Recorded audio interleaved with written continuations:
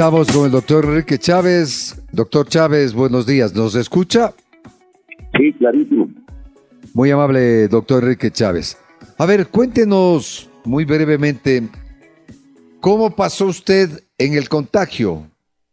¿Cómo estuvo su internamiento en el hospital? Buenos días, doctor Enrique Chávez. Bueno, saludos cordiales. Pienso que hay dos etapas, ¿no? La una cuando ingresé a terapia intensiva y la otra cuando salí de terapia intensiva. Gracias a Dios estamos aquí con ustedes.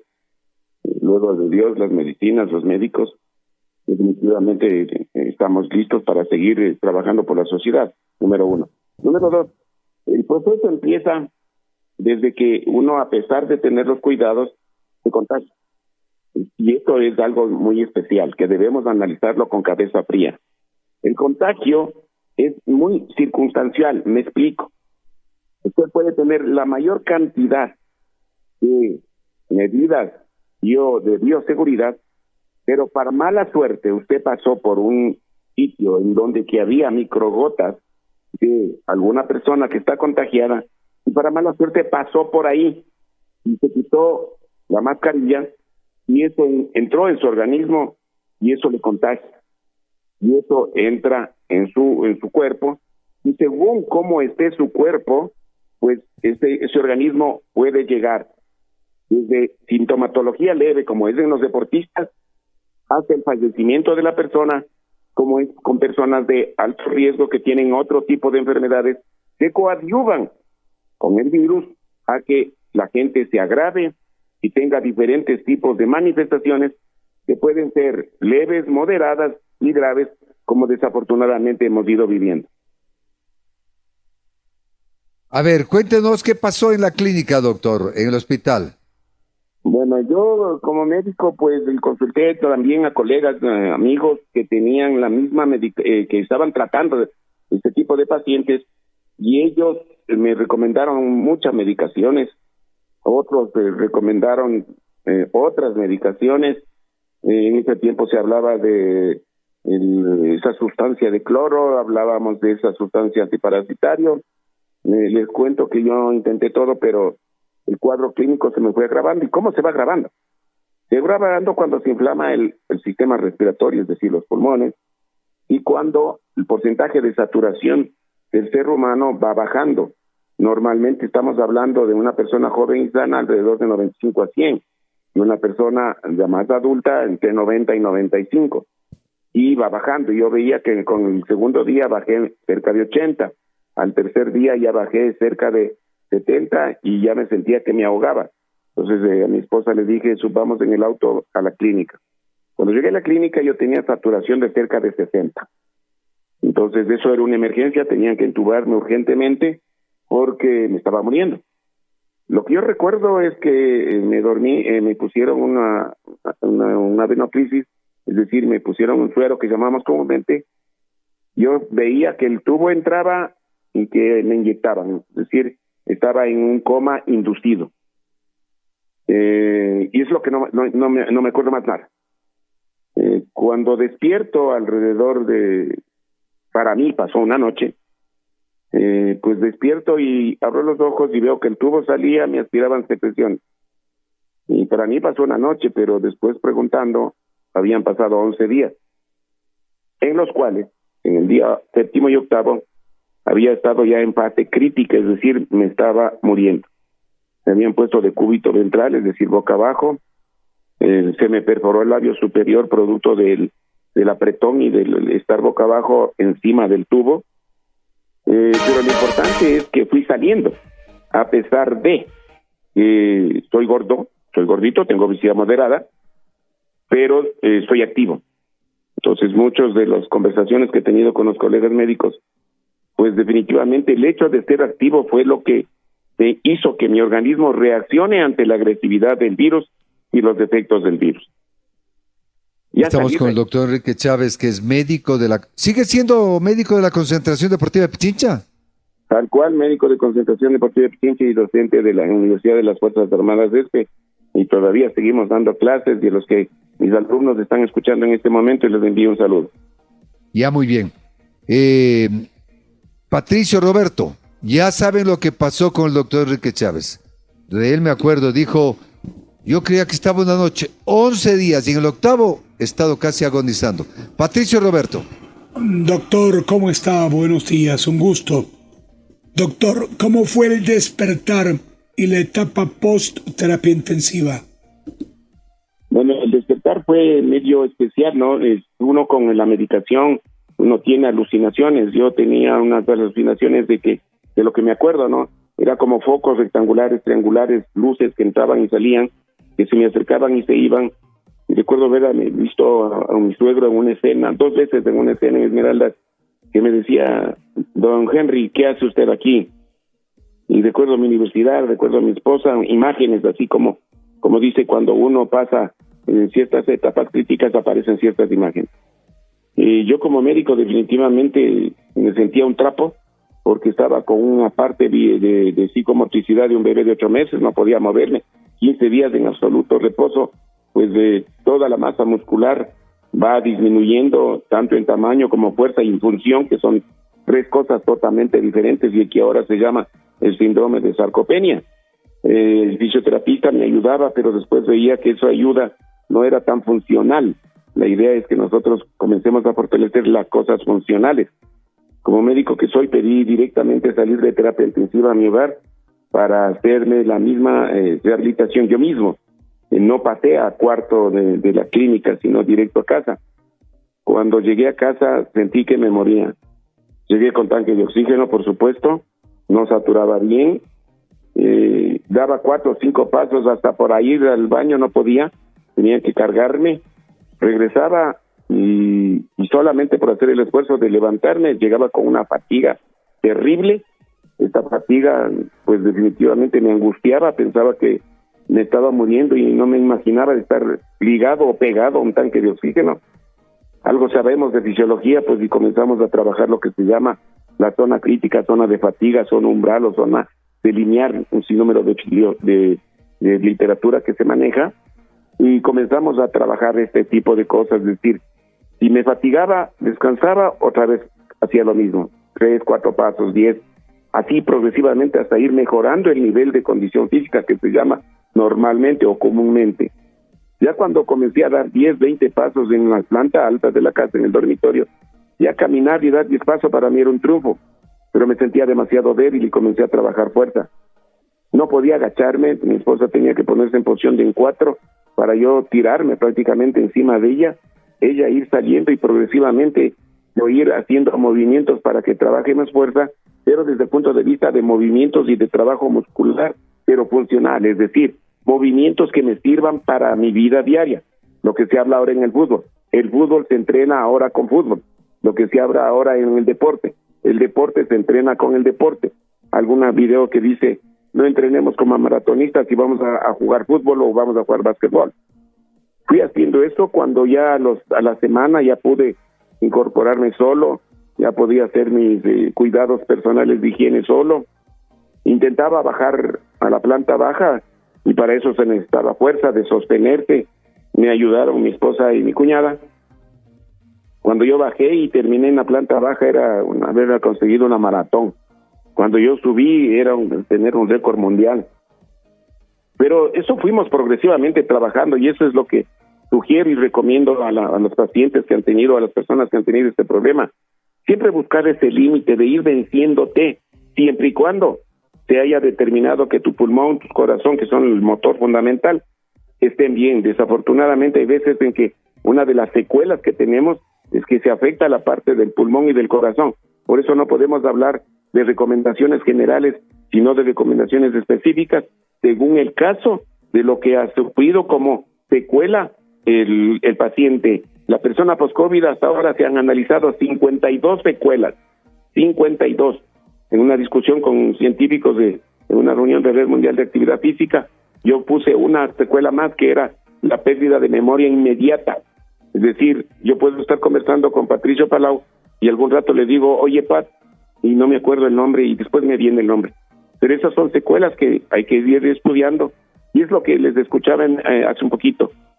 Nosotros, todo el mundo, estamos recién viviendo algo nuevo y por eso hay ciertas discrepancias en ciertas investigaciones científicas que se realizan, porque definitivamente no tenemos todavía la evidencia científica de que el virus se comporta de esa manera. Y cada día el virus está haciendo cosas diferentes, como por ejemplo escucharle a Patricio Palau, que no puede hablar. A mí me pasó eso hace 2 semanas, un trancazo terrible, y hasta ahora escuchan ustedes también mi voz, que no está tan clara. Siento un poco hay un poco de malestar en la voz, y esperemos que esto vaya superando, pero no podemos hacer actividad física intensa o moderada, es decir, con fatiga, porque definitivamente estamos afectados aún de este proceso respiratorio que tuvimos con este trancazo. Hay que destacar que el doctor Enrique Chávez se contagió de COVID. Ya vamos a hablar después del Omicron, porque insisto, esta entrevista es para que tomemos en cuenta algo. Porque, insisto, la gente dice, con el Omicron no pasa nada, es una gripecita. Roberto Merchán, siga con el doctor Enrique Chávez. Muchas gracias, Pamo. Un saludo para el doctor, que bien saber que se encuentra ya mucho mejor. ¿Qué llegó a pasar por su mente, por su cabeza, minutos antes de que pase hasta lo que usted considera una noche, pero han sido 11? ¿Qué fue lo peor que se le pasó? Yo sentía que me moría, Roberto, gracias por la pregunta. Yo sentía que me moría, lo único que le veía la desesperación de mi esposa. Por suerte mi esposa, yo tengo la costumbre, yo tengo una de 63 años, en ese tiempo 61, y definitivamente tengo las cosas arregladas. Y tengo dado indicaciones a mi esposa, a mis otros hijos de mi anterior compromiso, de qué es lo que hay que hacer. Entonces, prácticamente, como quien dice, yo personalmente como médico, pedí que me entuben. Yo pedí que me entuben, y al pedir que me entuben, sabía de que aquí estaba ya en las manos de médicos, en las manos de Dios, y esperar, ¿no? Yo sabía eso, pero cuando entré en coma profundo uno no se acuerda absolutamente de nada. Y cuando desperté, pues dije, la superé. Y lo primero que hice fue hablar con mi hermana, y claro, ella no me reconocía porque la voz estaba perdida prácticamente, era una voz como la que está ahorita Patricia, porque el tubo afecta a las cuerdas vocales, y después de eso, pues las cuerdas tienen o tardan tiempo en recuperar. Enrique, no sé, usted veo que es una persona que le gusta estudiar. ¿Qué sabe del Omicron? Porque usted está hablando del COVID. Esta entrevista tuve por objeto hacer para que la gente vea que esto no es un juego. Y reitero, creo que es la 4ª vez en el programa. ¿Cree usted que es una simple gripe? ¿Que no va a haber secuelas? ¿Que una persona infectada con Omicron no puede ir a las unidades de cuidados intensivos y puede pasar todo el calvario que usted también vivió? Sí, definitivamente debemos pensar de que a las enfermedades y a los virus hay que respetarle. Porque si bien es cierto, el virus es un germen que ha entrado al organismo de una persona, pero depende de qué organismo es la persona. Me explico. No es lo mismo el virus dentro de un organismo, de un cuerpo, de un deportista de alto rendimiento, que por su actividad, su trabajo cardiovascular, su trabajo neuromuscular, es decir, los defectos del movimiento orientado al deporte, ese organismo reacciona perfectamente bien y soporta la agresividad del virus.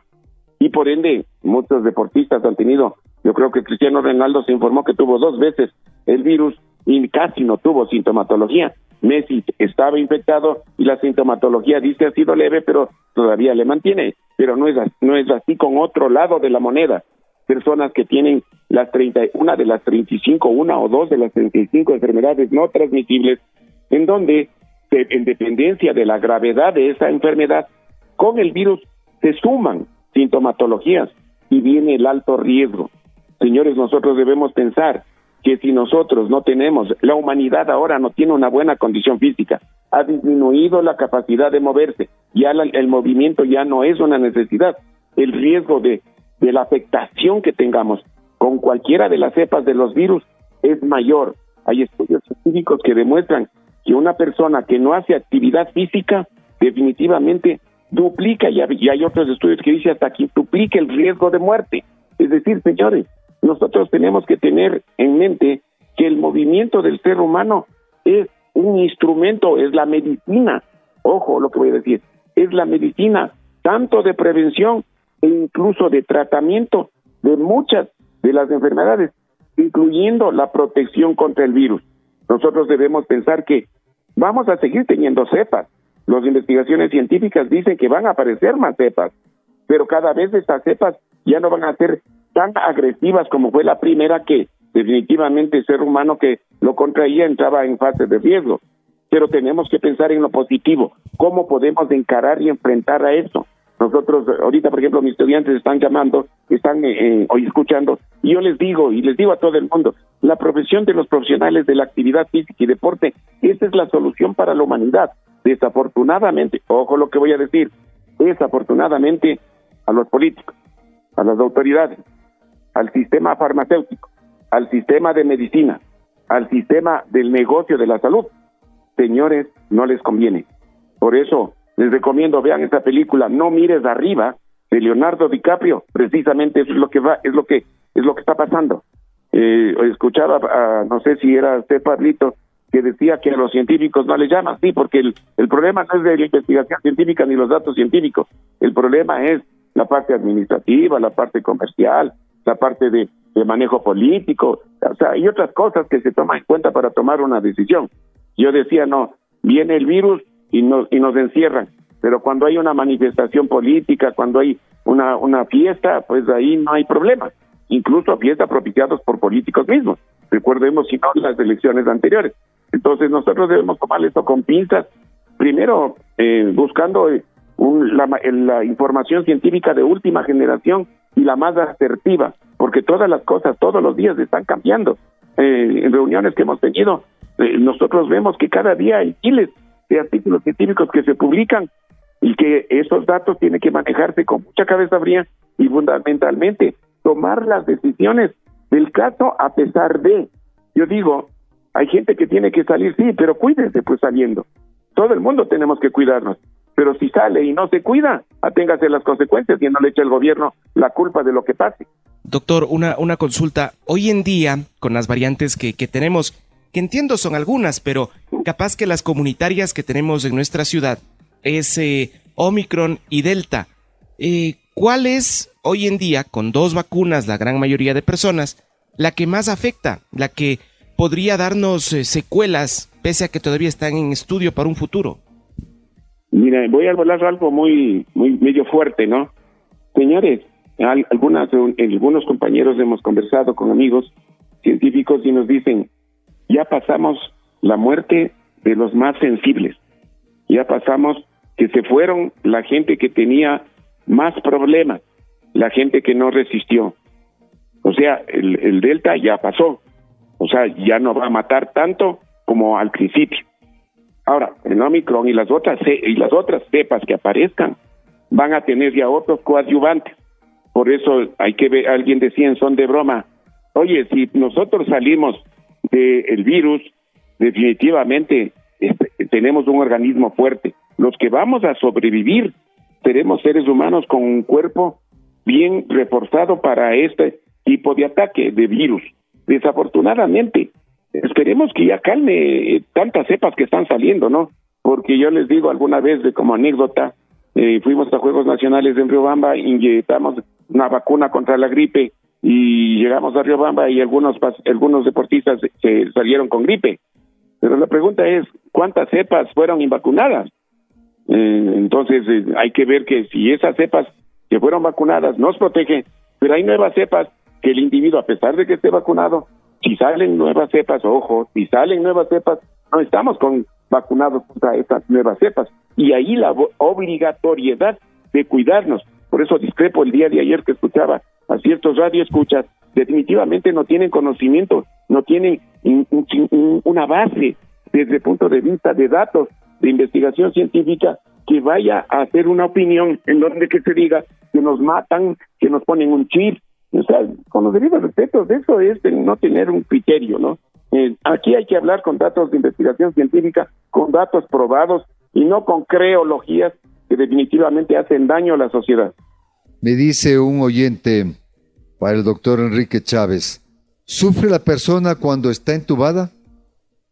No, porque cuando está entubado estamos con coma inducido. y uno, como quien dice, se le apagó la película. Nos dice, Entonces, nos da una explicación y aclaración sobre las vacunas pro y contra. Yo estoy a favor 100% de las vacunas. Están miles de gente, no se van a equivocar, pues millones de gente en el mundo no se van a equivocar. ¿Que hay negocios? Claro que hay negocios. Pero ahí está la sapiencia de las gentes, que hay que ir educándolas, que hay que ir formándolas en función de que tengan criterios racionales. Nosotros debemos pensar, miren, por ejemplo, voy a topar un tema y voy a poner leña al fuego. La medicina está tan bien que el 80% de la población mundial está enferma. ¿No será que la medicina está en función de la enfermedad y no está en función de la salud? Entonces parece ser que todos debemos pensar cómo sembremos salud y no cómo sembremos enfermedad, como muchos políticos cuando hay elecciones ofrecen. Hay políticos que ofrecen medicinas, médicos, hospitales, y yo decía pongo funerarias. ¿Por qué? Porque ese señor lo que quiere es que haya enfermos, porque los que están enfermos necesitan medicina. Entonces, ¿por qué no hace un Ministerio de Salud? Y forzamos al Ministerio de Salud que conjuntamente con el Ministerio de Educación por Educación Física y el Ministerio del Deporte trabajemos en función de salud, es decir, en función de fortalecer nuestra salud y de prevenir enfermedades que definitivamente nos están incrementando el nivel, y las estadísticas lo dicen, de enfermedades. Por eso el 80% de la población mundial está enferma, de enfermedades y de muerte. Por eso tanta gente se está muriendo. Entonces, hay que comenzar a cambiar el paradigma. Alguna vez me acuerdo cuando Pelé fue ministro de Deporte en Brasil, le dijo al ministro de Salud, usted es el ministro de la enfermedad, yo soy el ministro de la salud. Yo me he cuidado demasiado por mis padres y no me dio COVID el año anterior, pero hace 2 días salí positivo. No es nada suave, no puedo dormir y el dolor de garganta es tanto que no se puede ni comer ni tomar líquido. Cuídese, ojo, estoy con 2 vacunas. Nos dice, muchos médicos no tenían conocimiento del uso de bioseguridad. Eso es verdad, doctor Enrique Chávez, que al principio los médicos no sabían qué era. El problema es que al principio del virus nadie sabía a qué nos encarábamos, a qué nos enfrentamos. Ustedes vieron y percibimos que en 2 o 3 meses el mundo cambió 100%. Nadie pensó que el 16 de marzo del 2019, donde el 2020, señores, nadie pensó que íbamos a estar ya 2 años. Nadie pensó. El problema es eso, que recién estamos encarándonos a algo nuevo, y por eso el mundo debe hablar ya en la historia, cuando se escriba la historia de esta época, se va a hablar antes de él y después del COVID, porque es algo nuevo. Entonces, mientras se va estudiando, se van tomando las medidas, y definitivamente que hubo equivocaciones, hay equivocaciones, no digo que no, pero hay que seguir, como quien dice, informándose de qué es lo que, qué medida da resultado, qué medicamento da resultado, qué medida de bioseguridad da resultado. ¿Se acuerdan ustedes cuando nos pusieron un túnel con alcohol y todo eso? Claro. Y ahora no resulta.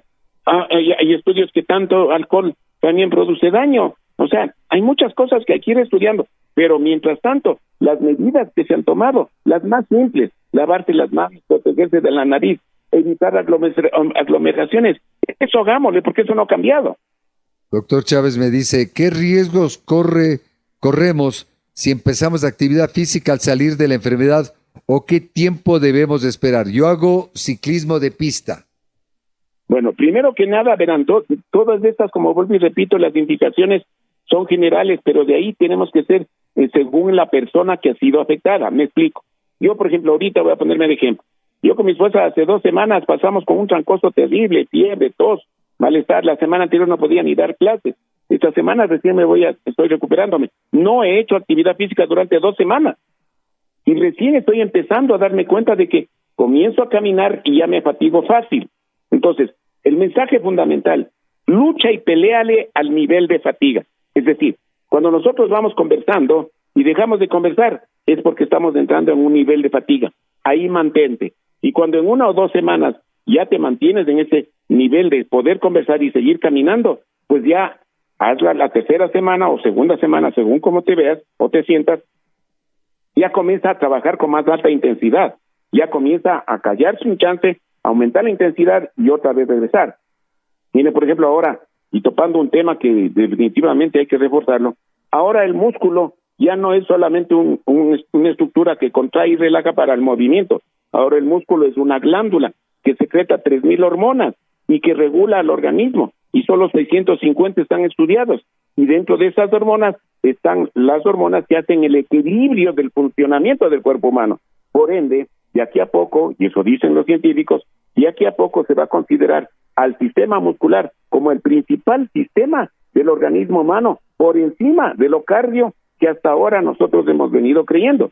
Incluso estudios científicos últimos dicen que el trabajo de fuerza es mucho más importante que el trabajo cardio. Es decir, al amigo que acaba de escribir, ir en bicicleta está bien, no está mal, pero si haces tú 2 o 3 sesiones o 2 o 3 días de fuerza, será mejor. El organismo va a estar mejor reforzado, va a tener una mejor respuesta y va a mejorar su nivel de condición física. Que el nivel de condición física, otro es lo que les vamos a decir, el nivel de condición física ahora es lo más importante. Es decir, ya tenemos otro estadio. Primero, que nos movamos.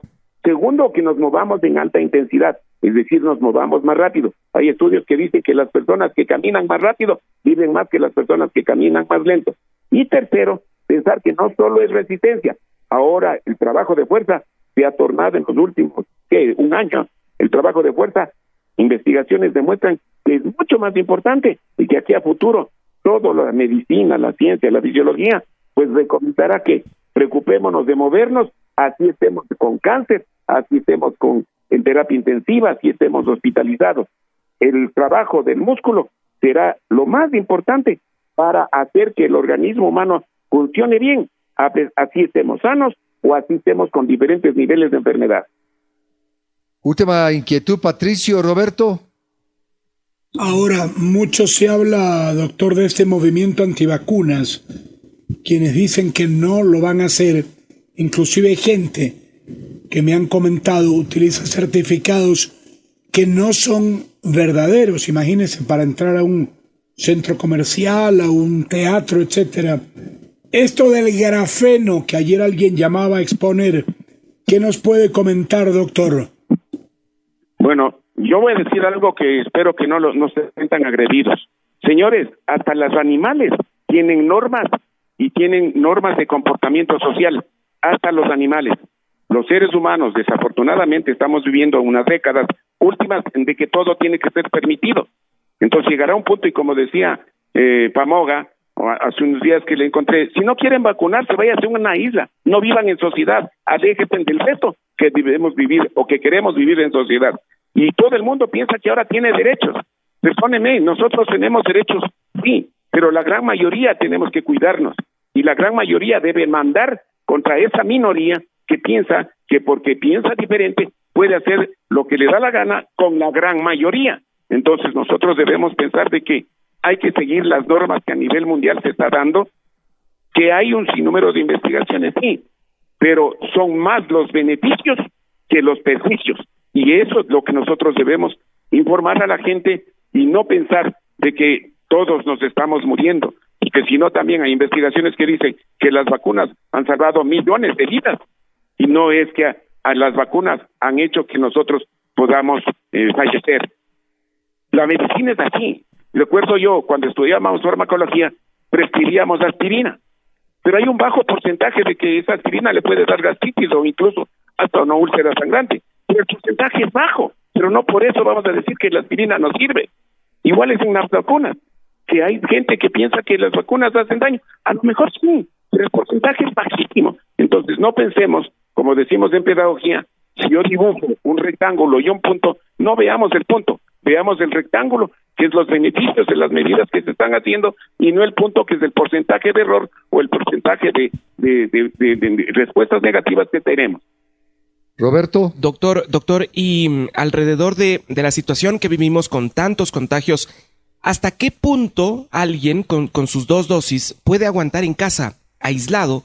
¿Y en qué momento se da ese punto de inflexión en el que ya necesitamos asistir a una casa de salud? Porque de momento la gran confianza son las 2 vacunas, las 2 dosis. Pero ¿en qué instante ya podemos nosotros darnos cuenta de que tal vez estamos entrando en una complicación? Primero que nada, la sintomatología, que esto es individual.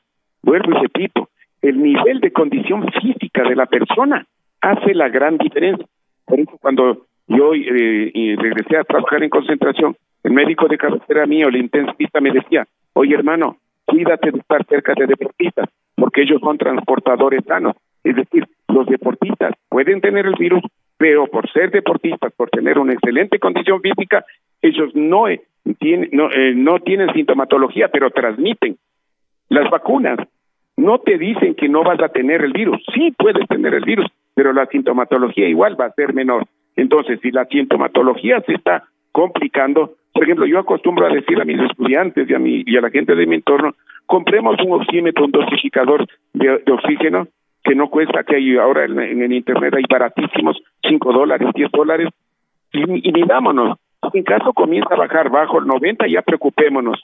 Y también el hecho de sentir fiebre, el hecho de sentir tos, el hecho de sentir falta de aire, son complicaciones que uno debe ya, como quien dice, tomar la decisión de acudir contra al médico o hacer una telellamada de telemedicina para que sepa el médico mandarle la medicación correspondiente y fundamentalmente ir observándole cómo va evolucionando.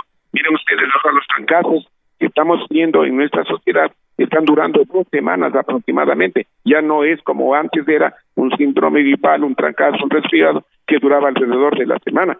Entonces, toda esta sintomatología debe irse evaluando y consultar al facultativo de cabecera para que le vaya orientando. Por favor, no tomemos medidas de la creología, de esto dicen, sino busquemos al profesional que por más errores que tenga, va a tener más aciertos en función de las cosas y las medidas que se está prescribiendo y que se está recomendando. Doctor Enrique Chávez, muchas gracias por habernos transmitido su experiencia que nadie quisiéramos tener. Un abrazo, doctor Chávez, y que tenga un 2022 muy distinto al 2021. Gracias a ustedes y gracias a la oportunidad de volver a estos micrófonos y ojalá podamos seguir trabajando en función de fortalecer una sociedad sana y si está enferma, tratar de curarse. Muchas gracias. El doctor Enrique Chávez, volvemos luego de la pausa para el resumen del programa. Ya volvemos.